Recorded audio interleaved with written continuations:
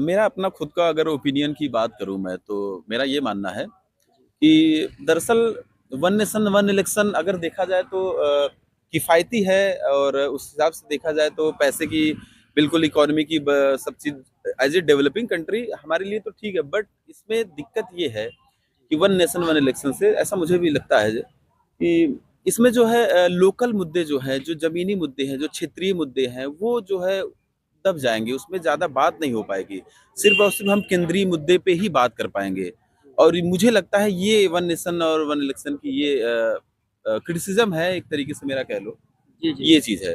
तो जैसे ये भी कहा जाता है कि सबसे बड़ा मतलब राष्ट्र सर्वोपरि है हमारे लिए, तो अगर राष्ट्र की मतलब जो इकोनॉमी है उसको ग्रोथ करने के लिए। नहीं, राज्य सर्वोपरि नहीं है। अगर देखें we the people of India, जी, अगर हमारे कॉन्स्टिट्यूशन की बात की जाए, we the people of India हमसे है ये। जी, जी। ठीक है, ये देश के लोग, अगर देश के लोगों की ही बात नहीं रह पाएगी इलेक्शन में, इलेक्शन होता ही इसीलिए है। जी, लोकतंत्र लोकतंत्र का चुनाव इसीलिए तो होता है जी। और इसमें लोगों की ही बात अगर नहीं हो पाएगी, क्षेत्रीय मुद्दों की बात नहीं हो पाएगी, विधानसभा स्तर के इलेक्शन मुद्दे की बात नहीं हो पाएगी, तो फिर मुझे लगता है कि ये खामियां रह जाएंगी। जैसे पक्ष में कई सारे नेता हैं जो मतलब कहते हैं कि अगर ये वन नेशन वन इलेक्शन होता है, तो उससे हमारी जो मूलभूत समस्याएँ हैं, जैसे आर्थिक समस्याएँ हैं, जो प्रशासन का जो मतलब होता है कि उनको बार-बार इधर से उधर होना पड़ता है। हमारी जो शिक्षा व्यवस्था है वो भी डैमेज होती है कहीं न कहीं, उससे वो माहौल बनेगा कि एक बार में ही उन सब का काम हो जाएगा और हमारे भी मुद्दे निकल के आएँगे।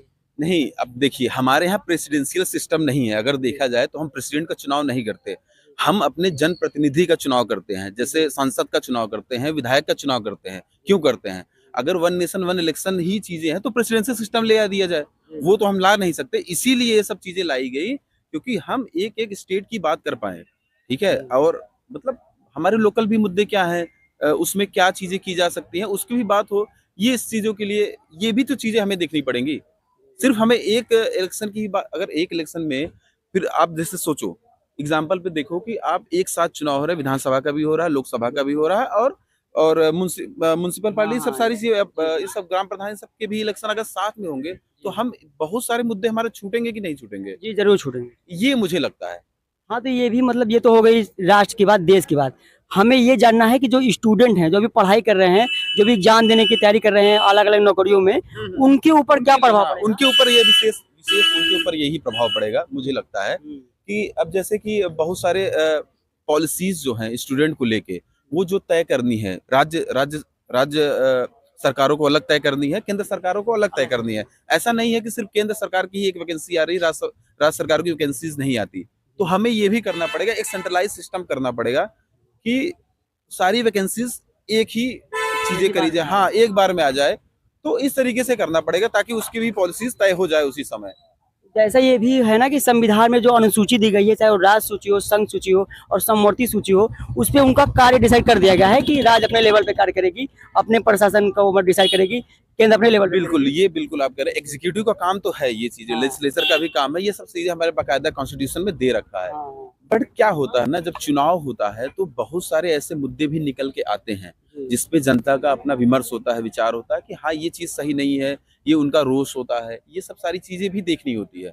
तो ये सब चीजें इलेक्शन में ही जब बातें उठती है उसी समय ये चुनाव का मुद्दा बनता है मुद्दा बनता कि है। इस तरीके से पॉलिसीज तय की जाए, इस तरीके से हम ये सरकारें चुनेंगे, ये सब हुँ, सारी चीजें होंगी। तो वही वही बात घुमा जी। फिरा के फिर आती है, वही बात रिपीट करना होगा मुझे कि लोकल मुद्दे ही दबेंगे और छोटे छोटे मुद्दे मुझे लगता है कि वो दब जाएंगे।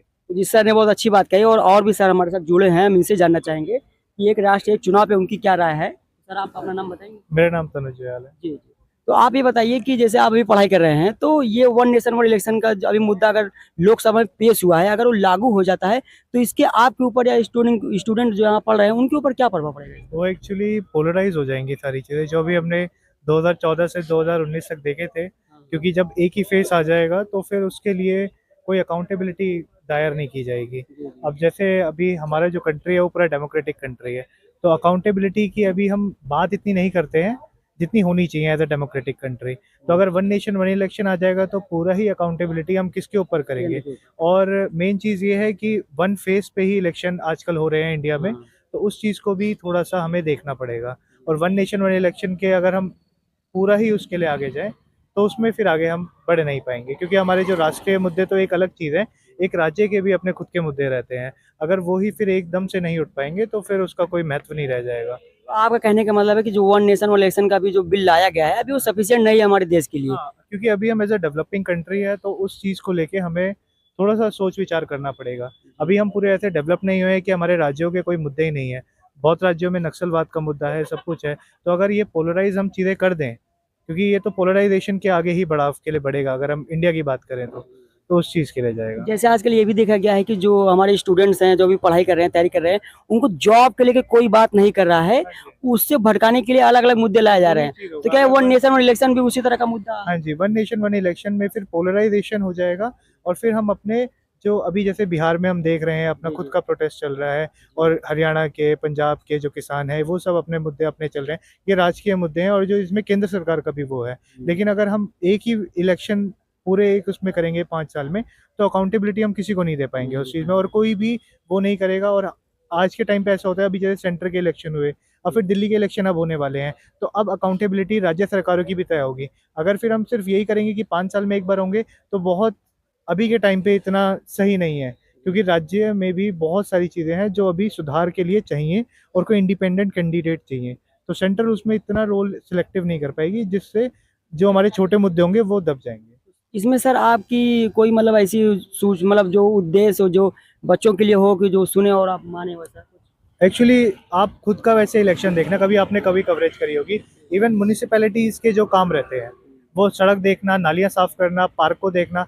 लेकिन दिल्ली में इलेक्शन आपने देखे होंगे, तो इलेक्शन कैसे हुए वो, कि प्रॉपर कोई अपने नारे लगा रहा है, कोई हाँ जी, पोस्टर बैनर लगा रहे हैं, कोई बात ही नहीं कर रहा है कि जो मुद्दों पे है। अगर वन नेशन वन इलेक्शन हो गया तो फिर और ही बात नहीं होगी। कभी मतलब कहने का मतलब है एक ही बार में आएंगे और एक ही बार में अपने सारे मुद्दे बता के क्रिएट नहीं हो पाएगी। हम किसको जिम्मेदार ठहराएंगे, तो वो चीज़ नहीं हो पाएगी।